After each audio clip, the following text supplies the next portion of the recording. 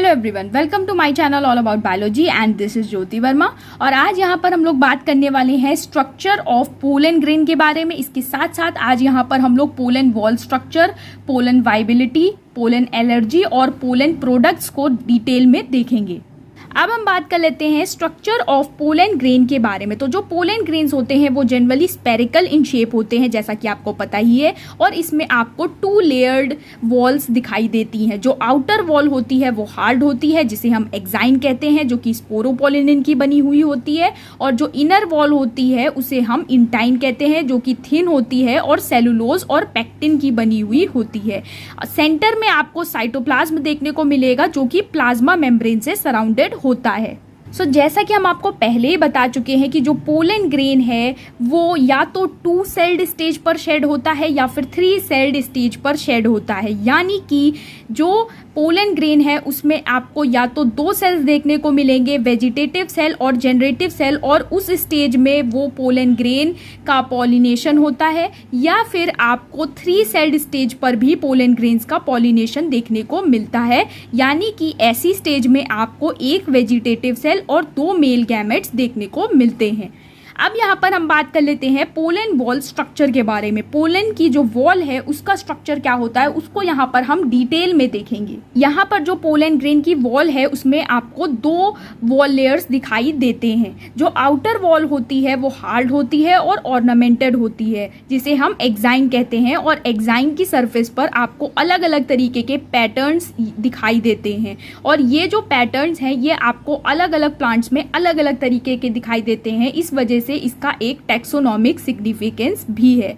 ये जो एक्साइन है ये स्पोरोपोलिनिन की बनी हुई होती है। जैसा कि हम अपने प्रीवियस लेक्चर्स में आपको बता भी चुके हैं, स्पोरोपोलिनिन एक बहुत ही ज़्यादा रेजिस्टेंट कंपोनेंट है, जिसे किसी भी एंजाइम या रेडिएशन के द्वारा डिग्रेड नहीं किया जा सकता है। तो ये आपको पोलन ग्रेन की एक्साइन पर देखने को मिलता है और ये टेपटम की सेल्स के द्वारा बनाया जाता है।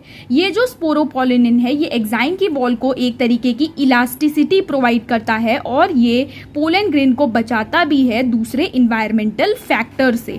इसके साथ साथ ये जो एक्साइन है, एक्साइन में भी आपको कहीं कहीं पर पोर्स दिखाई देंगे। ये जो एक्साइन है ये पूरी तरीके से स्पोरोपोलिनिन से कोटेड नहीं है। कहीं कहीं पर एक्साइन पर आपको कुछ पोर्स दिखाई देते हैं, जिन्हें हम जर्म पोर्स के नाम से जानते हैं। और इन्हीं पोर्स से पोलन ट्यूब बाहर आता है। और इस जगह पर, ये जो जर्म पोर है, इस जगह पर स्पोरोपोलिनिन एब्सेंट होता है। इसके साथ साथ अगर हम बात करें इनर वॉल की, तो जो इनर वॉल होती है पोलन ग्रेन की वो बहुत ही ज़्यादा थिन होती है, जिसे हम इंटाइन कहते हैं। और ये सेलुलोज और पेक्टिन की बनी हुई होती है, जिसकी वजह से जो इनर वॉल होती है वो थोड़ी सी लेस इलास्टिक होती है। इसे हम पेक्टोसेलुलोजिक भी कह सकते हैं, क्योंकि ये सेलुलोज और पेक्टिन की बनी हुई होती है। ये जो एक्साइन की लेयर है इसके भी कई सब लेयर्स होते हैं और इन सब लेयर्स को अलग अलग नाम दिया है अलग अलग साइंटिस्ट ने। यहाँ पर हम 2 सबसे इंपॉर्टेंट टर्मिनोलॉजीज को देख लेते हैं। सबसे पहले आप यहाँ पर पूरा फ्लोचार्ट देख लीजिए, इसके बाद हम आपको बोर्ड पर पूरा डायग्राम बताएंगे कि कैसे क्या क्या चीजें उन्होंने बताई हैं। सबसे पहले यहाँ पर हम लोग बात कर लेते हैं इर्दमैन की टर्मिनोलॉजी के बारे में। यहाँ पर ये जो फ्लोचार्ट है ये 1969 वाली टर्मिनोलॉजी से रिलेटेड है और इन्होंने बताया था कि जो एक्साइन है उसे 2 लेयर्स में डिफरेंशिएट किया जा सकता है। एक है आउटर एस एक्साइन, जिसे हम स्कल्पचर्ड एक्साइन कह सकते हैं, और दूसरी है इनर एन एक्साइन, जो कि नॉन स्कल्पचर्ड एक्साइन होती है। ये जो एस एक्साइन है, जिसे आप सेक्साइन भी कहते हो, ये आउटर स्कल्पचर्ड लेयर है और इस पर आपको बहुत सारे स्ट्रक्चर्स देखने को मिलते हैं। जबकि जो ये एन एक्साइन है ये इनर सिंपलर सब लेयर है, जो कि आपको इंटाइन के ऊपर देखने को मिलती है। यहाँ पर हम सबसे पहले देख लेते हैं कि जो एस एक्साइन वाला लेयर है उस पर आपको कौन कौन से स्ट्रक्चर्स देखने को मिलेंगे। तो जो एस एक्साइन वाला लेयर है इस पर आपको देखने को मिलेगी रेडियली इलोंगेटेड रॉड्स, जिसको इर्दमैन ने कहा है बैक्यूला, जो कि एक प्लूरल वर्ड है। इसका सिंगुलर वर्ड है बैकुलम। इसके साथ साथ उन्होंने बैक्यूल्स भी इन्हीं रॉड लाइक स्ट्रक्चर्स को कहा है। इसके साथ साथ जो बैकुला है, बैकुला के हेड फ्यूज कर ही एक रूफ लाइक स्ट्रक्चर बना लेते हैं, जिसको उन्होंने कहा है टेक्टम। तो बैकुला के हेड्स फ्यूज कर टेक्टम का फॉर्मेशन करते हैं। इसके साथ साथ आपको टेक्टम की सरफेस पर अलग अलग एलिमेंट्स या अलग अलग स्ट्रक्चर्स भी देखने को मिल सकते हैं, जिसको कहा गया है सुपराटेक्टल एलिमेंट्स। और ये जो एलिमेंट्स है ये स्पाइक्स, स्पाइंस, बम्प्स, ग्लोब्यूल्स अलग अलग फॉर्म में हो सकते हैं। ये आपको टेक्टम के ऊपर देखने को मिलेंगे, जिसकी वजह से एक्साइन को उसका एक यूनिक ऑर्नामेंटेशन मिलता है। तो इस तरीके से आपको जो एस एक्साइन वाली लेयर है उस पर इतनी चीजें देखने को मिल सकती हैं, बैकुला, टेक्टम और सुपराटेक्टल एलिमेंट्स। अगर हम बात करें नेक्स्ट साइन की, एन एक्साइन की, तो ये नॉन स्कल्पचर्ड एक्साइन है। ये सिंपलर इनर लेयर होती है जो कि आपको इंटाइन के ऊपर देखने को मिलती है, और इसको इर्दमैन ने 2 सब लेयर्स में डिवाइड किया है, नेक्साइन 1 और नेक्साइन 2 में। अब यहाँ पर हम बात कर लेते हैं नट फेगरी की टर्मिनोलॉजी के बारे में। तो इन्होंने बेसिकली एक्साइन को 2 सब लेयर्स में डिवाइड किया है, एक है एक्ट एक्साइन और दूसरा है इंड एक्साइन। इन्होंने एक्ट एक्साइन में सुपराटेक्टल एलिमेंट्स, टेक्टम और कॉलुमेला, इसके साथ साथ फुट लेयर को रखा है। अगर हम बात करें यहाँ पर कॉलुमेला की, तो ये जो कॉलुमेला है यही बैकुला है। इर्दमैन टर्मिनोलॉजी के अकॉर्डिंग जो बैकुला था वही यहाँ पर फेगरी की टर्मिनोलॉजी में उसको इन्होंने कॉलुमेला टर्म दिया है। और इसके साथ साथ इन्होंने एक्ट एक्साइन वाले पोर्शन में फुट लेयर को भी इंक्लूड किया है, और ये जो फुट लेयर है ये इर्दमैन टर्मिनोलॉजी के अकॉर्डिंग नेक्साइन 1 है। तो इस तरीके से इन्होंने एक्ट एक्साइन में इतनी चीजों को रखा है। अगर हम बात करें इंड एक्साइन की, तो इंड एक्साइन यहाँ पर सिंगल लेयर्ड स्ट्रक्चर है जो कि इर्दमैन टर्मिनोलॉजी के अकॉर्डिंग नेक्साइन 2 है। तो इस तरीके से आप देख सकते हो कि इन दोनों टर्मिनोलॉजीज में कितना डिफरेंस है। इसके साथ साथ यहाँ पर एक पॉइंट और है कि जितने भी लेयर्स अभी तक यहाँ पर हमने डिस्कस करे हैं, ज़रूरी नहीं कि आपको सारे पोलन ग्रेन्स में वो सारे लेयर्स देखने को मिले, क्योंकि इतने सारे प्लांट्स हैं और हर प्लांट में आपको कोई ना कोई वेरिएशन ज़रूर देखने को मिलेगा। सो यहाँ पर not all the species have all the sub layers और structures of the exine. Exine के सारे सब लेयर्स या सारे स्ट्रक्चर्स आपको सारे प्लांट्स में देखने को नहीं मिलेंगे। इसके साथ साथ बहुत से ऐसे प्लांट्स हैं जिनमें की जो पोलन ग्रेन्स हैं उसमें सुपराटेक्टल एलिमेंट्स ही डेवलप नहीं होते। कहीं कहीं पर पोलन ग्रेन के केस में टेक्टम भी एब्सेंट होता है और कहीं कहीं पर नेक्साइन भी डेवलप नहीं करती है। अगर हम एग्जाम्पल की बात करें तो एक्वेटिक प्लांट्स के केस में रिड्यूस्ड एक्साइन या फिर एक्साइन एब्सेंट की कंडीशन भी देखी गई है। तो इस चीज का भी आपको ध्यान रखना है कि सभी प्लांट्स में आपको ये चीजें देखने को नहीं मिलेंगी। ये सारे लेयर्स सारे प्लांट्स के पोलन ग्रेन के केस में देखने को नहीं मिल सकते हैं। कहीं ना कहीं आपको कोई ना कोई वेरिएशन जरूर देखने को मिलेगा। सो यहाँ पर आप मेरे दोनों और 2 बहुत ही ज्यादा फेमस टर्मिनोलॉजीज को देख सकते हो। ये दोनों ही टर्मिनोलॉजीज पोलन बॉल के स्ट्रक्चर से रिलेटेड है, और अगर हम बात करें तो अलग अलग साइंटिस्ट ने अलग अलग टाइम पर अलग अलग टर्मिनोलॉजीज दी हुई हैं, बट यहाँ पर हम इन दोनों को इसलिए डिस्कस कर रहे हैं क्योंकि ये दोनों टर्मिनोलॉजीज आपको ज्यादातर बुक्स में देखने को मिलती हैं। तो यहाँ पर इन दोनों को हम डिस्कस करेंगे और देखेंगे कि इन दोनों के बीच में क्या डिफरेंस है। सबसे पहले यहाँ पर हम लोग बात कर लेते हैं इर्दमैन की टर्मिनोलॉजी के बारे में। अगर हम बात करें इर्दमैन के बारे में तो इर्दमैन एक बहुत ही ज्यादा फेमस पर्सन है। इन्होंने पेलोलॉजी की फील्ड पे बहुत काम किया है। इसके साथ साथ इन्होंने स्पोर वॉल और स्पोर के स्ट्रक्चर पर भी बहुत ज्यादा काम किया है। अगर आप इनकी बुक्स को देखो तो आपको इसमें देखने को मिलेगा कि इन्होंने कितने सारे पोलन ग्रेन्स पर काम कर रखा है और बहुत सारे टर्म्स इन्होंने इंट्रोड्यूस कर रखे हैं पेलोलॉजी की फील्ड में। तो यहाँ पर जो इर्दमैन है इन्होंने सबसे पहले 1952 में एक आर्टिकल पब्लिश किया था, और उस आर्टिकल का नाम था on pollen and spore terminology, जिसमें इन्होंने मेंशन कर रखा था पोलन से रिलेटेड और स्पोर वॉल से रिलेटेड जो स्ट्रक्चर है उसको उन्होंने मेंशन कर रखा था।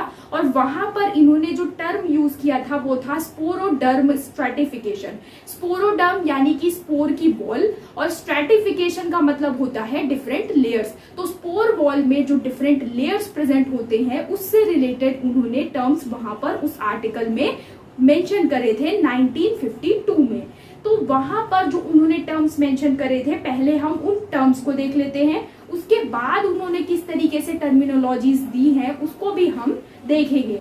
तो सबसे पहले यहाँ पर हम इर्दमैन का जो 1952 वाली टर्मिनोलॉजी है उसको देख लेते हैं। तो 1952 में इर्दमैन ने बेसिकली क्या बताया है स्पोरोडर्म स्ट्रैटिफिकेशन में कि जो स्पोरोडर्म है उसको दो लेयर्स में डिफरेंशिएट किया जा सकता है। एक लेयर है आउटर मोस्ट स्क्लेराइन और उसके बाद जो अंदर वाली लेयर है उसको उन्होंने इंटाइन कहा है। जो स्क्लेराइन है उसको फर्दर दो लेयर्स में डिफरेंशिएट किया है, एक है पेराइन और दूसरी है एक्साइन। उन्होंने ये चीज मेंशन की है अपने आर्टिकल में कि जो स्पोर्स हैं टेरिडोफाइट्स के केस में, जैसे कि जो माइक्रोस्पोर्स होते हैं वहां पर ये जो लेयर होती है पेराइन, ये तो रिपोर्टेड है, लेकिन अगर हम बात करें एंजियोस्पर्म्स के केस में पोलन ग्रेन की तो यहाँ पर आपको पेराइन देखने को नहीं मिलती है। इसलिए इन्होंने ये भी मेंशन किया है कि एंजियोस्पर्म्स के पोलन ग्रेन के केस में जो स्क्लेराइन है वो एक्साइन के इक्विवेलेंट मानी जा सकती है। फिर इन्होंने कहा कि जो एक्साइन है उसको भी फर्दर दो लेयर्स पे डिफरेंशिएट किया जा सकता है, एक है एस एक्साइन और दूसरा है एन एक्साइन।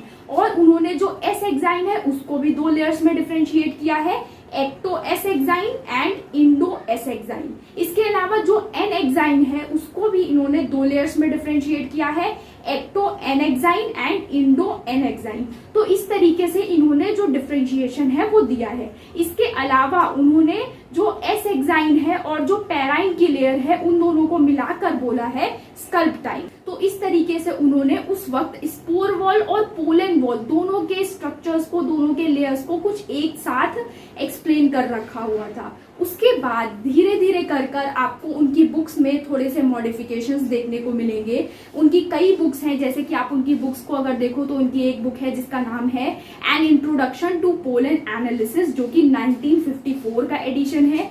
इसके अलावा उनकी और भी बुक्स है, जैसे कि उसका नाम है pollen morphology and plant taxonomy and introduction to palynology, जो कि 1966 का एडिशन है। उसके बाद आप उनकी बुक एक और देख सकते हो जिसका नाम है हैंडबुक ऑफ पेनोलॉजी, जो कि 1969 का एडिशन है। तो जो उनकी बुक है हैंडबुक ऑफ पेनोलॉजी, जो कि 1969 का एडिशन है, उसमें आप देख सकते हो कि उसमें उन्होंने जो ये पोलन वॉल के स्ट्रक्चर्स से रिलेटेड जो टर्मिनोलॉजीज हैं उनको चेंज किया है। तो 1952 में उन्होंने थोड़े से टर्म्स दूसरे दिए थे। फिर 1969 वाली बुक में आपको जो टर्मिनोलॉजी देखने को मिलेगी जो कि पोलन ग्रेन से रिलेटेड है उसको यहाँ पर हम देखेंगे। 1969 में बेसिकली जो इर्दमैन है इन्होंने दो तरीकों से जो पोलन वॉल है उसको डिफाइन किया है। दो तरीके हैं, एक बेसिकली है उन्होंने टोपोग्राफिकली एक क्लासिफिकेशन दे रखा है और एक क्लासिफिकेशन इन्होंने मॉर्फोजेनेटिकली दे रखा है। उन्होंने अपनी बुक में ये मेंशन किया है कि अगर हम टोपोग्राफिकली बात करें तो जो पोलन ग्रेन की वॉल है उसको दो लेयर्स में डिफरेंशिएट किया जा सकता है, एक है आउटर लेयर एक्साइन और इनर लेयर इंटाइन। जो एक्साइन है उसको फर्दर उन्होंने दो लेयर्स में डिफरेंशिएट किया है, एक है आउटर एस एक्साइन जिसको आप सेक्साइन पढ़ते हो और दूसरी है इनर एन एक्साइन जिसको आप नेक्साइन पढ़ते हो। अब यहाँ पर उन्होंने क्लियरली बुक में मेंशन कर रखा है कि ये जो एस एक्साइन है इसमें एस का मतलब है स्कल्पचर्ड एक्साइन, यानी कि ऐसी एक्साइन जिस पर आपको कुछ पैटर्न्स देखने को मिलते हैं, और जो एन एक्साइन है वो है नॉन स्कल्पचर्ड एक्साइन, यानी कि एक्साइन का वो पार्ट जिस पर आपको सिंगल ऐसे लेयर्स टाइप का लेयर देखने को मिलते हैं। यहाँ पर जनरली कोई पैटर्न देखने को नहीं मिलता है। अब ये जो एस एक्साइन है इसको भी इन्होंने फर्दर कुछ लेयर्स में डिफरेंशिएट किया है जो कि हैं रॉड लाइक स्ट्रक्चर्स। इन्होंने कहा कि जो एस एक्साइन वाला पोर्शन है उसमें रॉड लाइक स्ट्रक्चर्स प्रेजेंट है लंबे लंबे, जिसको उन्होंने कहा है बैकुला। बैकुला एक प्लूरल वर्ड है और अगर हम बात करें इसके सिंगुलर टर्म की तो इसका सिंगुलर टर्म है बैकुलम। इसके साथ साथ इन्होंने बैक्यूल्स वर्ड का यूज भी कर रखा है अपनी 1969 वाली बुक में। तो उन्होंने बैक्यूल्स वर्ड भी यूज किया है, बैक्यूला वर्ड भी यूज किया है और बैक्यूलम वर्ड भी यूज किया है। इन्होंने कहा कि जो बैकुला है, बैकुला के हेड ही फ्यूज कर कर एक रूफ लाइक स्ट्रक्चर बना लेते हैं जिसको कहा जाता है टेक्टम। तो यहाँ पर आपको ये जो रूफ लाइक स्ट्रक्चर दिखाई दे रहा है ये है टेक्टम। इसके साथ साथ इन्होंने ये भी कहा कि जो टेक्टम है, टेक्टम के ऊपर कुछ स्ट्रक्चर्स देखने को मिल सकते हैं अलग अलग शेप्स के, चाहे वो स्पाइन्स के फॉर्म में हो, चाहे वो रॉड्स के फॉर्म में हो, अलग अलग फॉर्म के स्ट्रक्चर्स देखने को मिल सकते हैं टेक्टम के ऊपर। और ऐसे स्ट्रक्चर्स को उन्होंने कहा है सुपराटेक्टल एलिमेंट्स। सो इस तरीके से आप यहाँ पर देख सकते हो कि ये जो एस एक्साइन वाला पोर्शन है इसमें आपको सुपराटेक्टल एलिमेंट्स, टेक्टम और बैकुला देखने को मिलता है। इसके साथ साथ जो 1969 की जो बुक है उसमें एक डायग्राम में ये भी चीजें मेंशन है कि अगर आपको कुछ डिटेल्स टेक्टम वाले रीजन में देखने को मिलती है तो उसे कहा जा सकता है इंट्राटेक्टल डिटेल्स। अगर कुछ डिटेल्स आपको टेक्टम से नीचे वाले रीजन में देखने को मिलनी है तो उन्हें कहा जा सकता है इंफ्राटेक्टल डिटेल्स। ये भी चीजें वहां पर मेंशन है उस डायग्राम में। इसके साथ साथ ये भी एक चीज है कि आपको सारे प्लांट्स में ये सारी चीजें देखने को नहीं मिल सकती हैं। तो ऐसे पोलन ग्रेन्स जिसमें कि ये जो टेक्टम है ये पूरी तरीके से प्रेजेंट होता है उसे कहा जाता है टेक्टेट पोलन ग्रेन्स। ऐसी पोलन ग्रेन्स जिसमें कि ये जो टेक्टम है ये पार्शियली डेवलप्ड होता है उस केस में पोलन ग्रेन्स को कहा जाता है सेमी टेक्टेट पोलन ग्रेन्स। और ऐसे केसेस जिसमें कि ये जो टेक्टम है ये एब्सेंट रहता है उन पोलन ग्रेन्स को कहा जाता है इनटेक्टेट पोलन ग्रेन्स। और ये भी चीजें देखी गई हैं कि ऐसे पोलन ग्रेन्स जहां पर ये टेक्टम एब्सेंट होता है उस केस में ये जो बैकुला है ये बैकुला भी अलग अलग शेप्स के फॉर्म में देखने को मिला है, जैसे कि स्पाइन्स के फॉर्म में, जैमा के फॉर्म में, उसके भी अलग अलग क्लासिफिकेशन है। बट उसको यहाँ पर हम इतना डिटेल में नहीं लेकर जा रहे हैं क्योंकि वो पूरा पेलियोलॉजी का पार्ट है, उसको हम तब डिस्कस करेंगे जब हम पेलियोलॉजी के बारे में डिटेल में पढ़ेंगे। तो ये यहाँ पर बेसिकली जो पोर्शंस हैं ये एस एक्साइन के पोर्शंस है। अगर हम बात करें यहाँ पर एन एक्साइन की तो एन एक्साइन को सिंपली यहाँ पर उन्होंने दो लेयर्स में डिफरेंशिएट किया है, एक है एन एक्साइन 1 एंड दूसरा है एन एक्साइन 2। तो यहाँ पर आपको सिंपल जो दो लेयर्स हैं वो देखने को मिल रही है, यहाँ पर कोई भी पैटर्न देखने को नहीं मिल रहा है, इसीलिए इसे एन एक्साइन टर्म दिया गया है, यानी कि नॉन स्कल्पचर्ड एक्साइन। और जो अंदर वाली वॉल है वो इंटाइन है, ये तो आपको मालूम ही है। तो ये यहाँ पर आप देख सकते हो ये जो पूरा क्लासिफिकेशन है ये क्लासिफिकेशन इर्दमैन ने दिया था और उन्होंने ये भी कहा कि टोपोग्राफिकली हम इस बेसिस पर पोलन ग्रेन की वॉल को कैटेगराइज कर सकते हैं। और उन्होंने अपनी बुक में ये भी मेंशन किया है कि मॉर्फोजेनेटिकली हम पोलन ग्रेन की वॉल को कुछ अलग तरीके से भी क्लासिफाई कर सकते हैं। मॉर्फोजेनेटिकली जो एक्साइन है, एक्साइन को दो लेयर्स में डिफरेंशिएट किया जा सकता है, एक है एक्साइन 1 और दूसरा है एक्साइन 2। उन्होंने कहा कि मॉर्फोजेनेटिकली जो एक्साइन 1 है वो यहाँ से जो सुप्राटेक्टल एलिमेंट्स हैं यहाँ से लेकर नेक्साइन 1 वाले रीजन तक जितने भी एलिमेंट्स हैं उनको उन्होंने एक्साइन 1 में इनकॉर्पोरेट किया है। और ये जो नेक्साइन 2 का पोर्शन है इसको उन्होंने एक्साइन 2 में इनकॉर्पोरेट किया है और बाकी उन्होंने अंदर वाली वॉल को इंटाइन ही कहा है। तो इस तरीके से हम देख सकते हैं कि जो इर्दमैन है उन्होंने अपनी 1969 वाली बुक में दो तरीकों से क्लासिफिकेशंस दिए हैं। एक उन्होंने बताया कि अगर हम टोपोग्राफी के बेसिस पर क्लासिफिकेशन करें, टर्मिनोलॉजीज को देखें तो इस तरीके की टर्मिनोलॉजी आपको देखने को मिलेगी। लेकिन अगर हम मॉर्फोजेनेटिकली देखें तो मॉर्फोजेनेटिकली वहां पर उन्होंने जो एक्साइन है उसको दो लेयर्स में डिफरेंशिएट किया है, एक है एक्साइन 1 जिसमें कि आपको सेक्साइन पूरी देखने को मिलती है और नेक्साइन का जो एक लेयर है नेक्साइन 1 वो इतना पोर्शन आपको एक्साइन 1 में देखने को मिलेगा और नेक्साइन 2 को उन्होंने एक्साइन 2 में इंक्लूड किया है और अंदर वाली वॉल है इंटाइन। तो इस तरीके से उन्होंने अपनी 1969 वाली बुक में क्लासिफिकेशन दिया हुआ है। इसके साथ साथ आपको ज्यादातर बुक्स में ये वाली टर्मिनोलॉजी देखने को मिलती है जो इर्दमैन ने टोपोग्राफिकली दी थी। अब हम लोग बात कर लेते हैं हमारी नेक्स्ट टर्मिनोलॉजी के बारे में जो कि है फेगरी की टर्मिनोलॉजी। इनका पूरा नाम है नट फेगरी और इनके जो कोवर्कर है उनका नाम है इवर्सन। इन्होंने 1956 में एक आर्टिकल में ये टर्मिनोलॉजी पहले पब्लिश की थी जिसका नाम था रिसेंट ट्रेंड्स इन पेलियोलॉजी। वहां पर इन्होंने इससे रिलेटेड जो टर्म्स हैं उनको मेंशन किया था। इसके साथ साथ अगर हम बात करें तो इनकी भी कई बुक्स हैं। इनकी बुक का नाम है text book of pollen analysis जो आपको कई कई एडिशंस में देखने को मिलेगी। अगर आप 1975 वाला एडिशन देखोगे तो उसमें आपको ये जो चीजें हैं डायग्राम के साथ देखने को मिल जाएंगी। तो वहां पर फेगरी ने पोल एंड वॉल के स्ट्रक्चर्स को किस तरीके से क्लासिफाई किया है, इन्होंने बेसिकली दो चीजों के बेसिस पर ये क्लासिफिकेशन दिया था। एक था स्टेनिंग कैपेसिटी और दूसरा था केमिकल रेजिस्टेंस। इसके बेसिस पर इन्होंने ये क्लासिफिकेशन दे रखा हुआ है। उन्होंने कहा कि जो पोलन की वॉल है इसको दो लेयर्स में डिफरेंशिएट किया जा सकता है। एक है आउटर वॉल एक्साइन और दूसरी है इनर वॉल इंटाइन। अब ये जो एक्साइन है इसको उन्होंने फर्दर दो लेयर्स में डिवाइड किया है। एक है एक्ट एक्साइन और दूसरा है इंड एक्साइन। जो आर्टिकल है फेगरी का 1956 वाला, उसमें इन्होंने मेंशन कर रखा है कि ये जो एक्ट एक्साइन और इंड एक्साइन टर्म है, ये टर्म इर्दमैन ने कभी अपनी टर्मिनोलॉजी के दौरान यूज करे थे और इन्हीं टर्म्स को फेगरी ने फिर अपने आर्टिकल्स में यूज किया हुआ है। तो ये चीज उनके आर्टिकल में मेंशन भी है।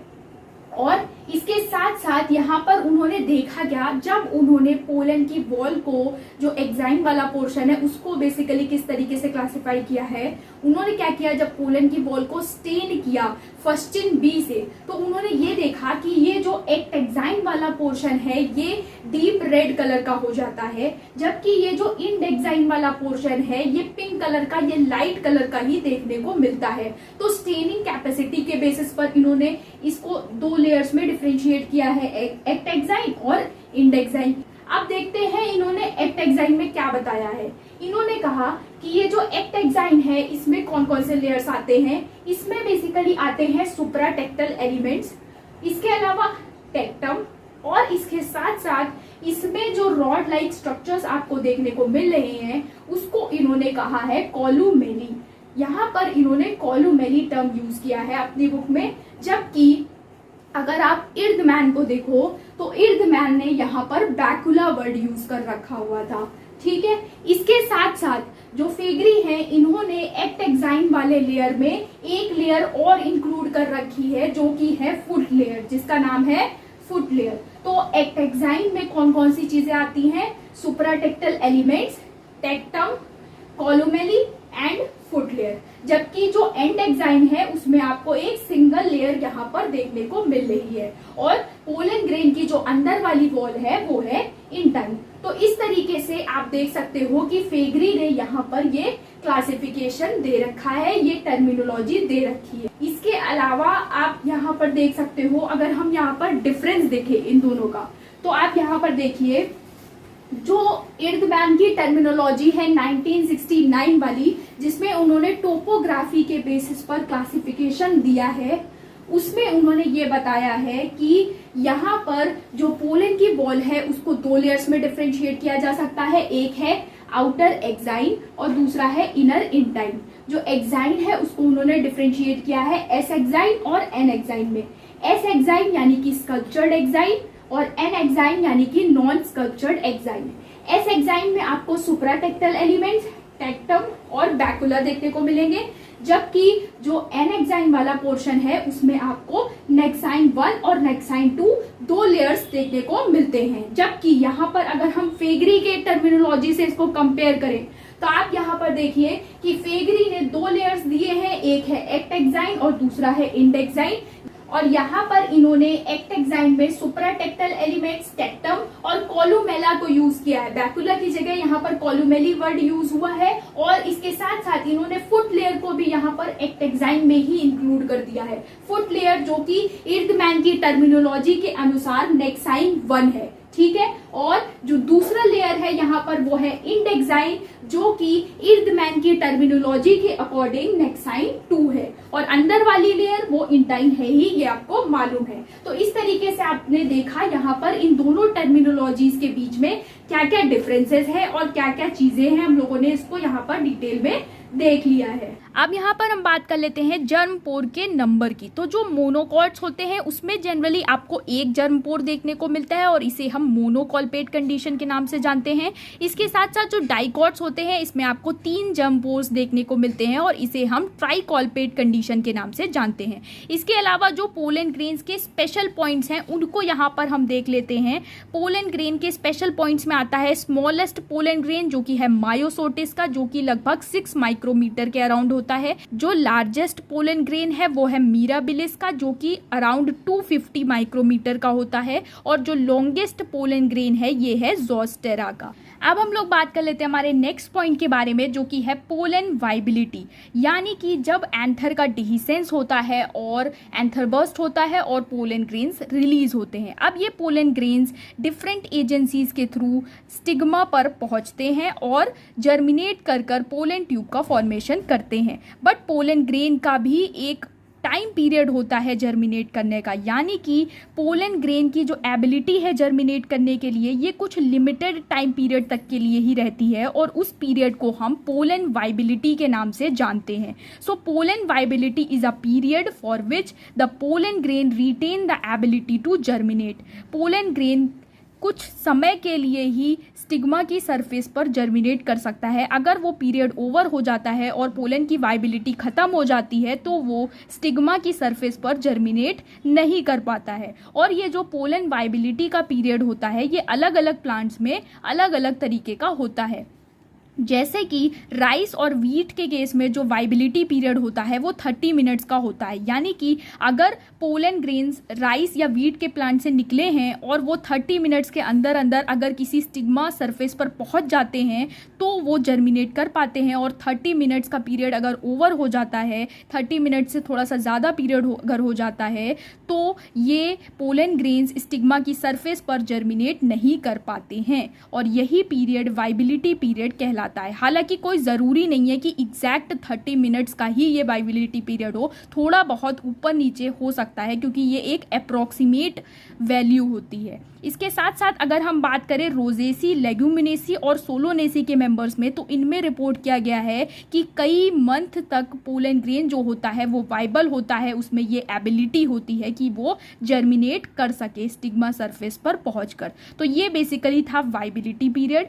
इसके साथ साथ जो आजकल हो रहा है, जो पोलन ग्रेन्स हैं, पोलन ग्रेन्स को आजकल स्टोर कर रखा जा रहा है -196 डिग्री सेंटीग्रेड पर लिक्विड नाइट्रोजन में, और इस प्रोसेस को हम क्रायो प्रिजर्वेशन के नाम से जानते हैं। और इस तरीके से पोलन ग्रेन्स को स्टोर कर रखा जा रहा है पोलन बैंक्स में, और इन पोलन बैंक्स का यूज़ किया जा रहा है पोलन ग्रेन को स्टोर करने के लिए ताकि लंबे समय तक पोलन ग्रेन को वाइबल कंडीशन में रखा जा सके।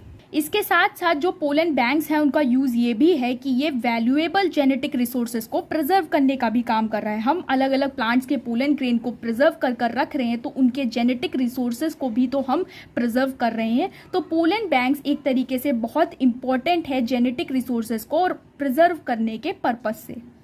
अब हम लोग बात कर लेते हैं यहाँ पर पोलन प्रोडक्ट्स के बारे में। तो जो पोलन ग्रेन्स होते हैं वो न्यूट्रिएंट्स में बहुत ज़्यादा रिच होते हैं। इसी वजह से आपको वेस्टर्न कंट्रीज़ में ये कंसेप्ट देखने को मिलता है कि ये जो पोलन ग्रेन्स हैं इनके टैबलेट्स बनाकर एज फूड सोर्स या एज फूड सप्लीमेंट इनको लिया जा रहा है। इसके साथ साथ वेस्टर्न कंट्रीज़ में पोलन सिरप्स और टैबलेट्स ज़्यादातर यूज़ किए जाते हैं। इसके साथ साथ ये भी माना जाता है कि पोलन ग्रेन्स का कंजम्पशन करने वाले एथलीट्स और रेस हॉर्सेस में जो परफॉर्मेंस है वो भी बढ़ गई है, ये नोटिस किया गया है। तो इस तरीके से जो पोलन ग्रेन्स हैं उनका यूज़ किया जा रहा है एज अ फूड सप्लीमेंट। अब यहाँ पर हम बात कर लेते हैं पोलन एलर्जी की।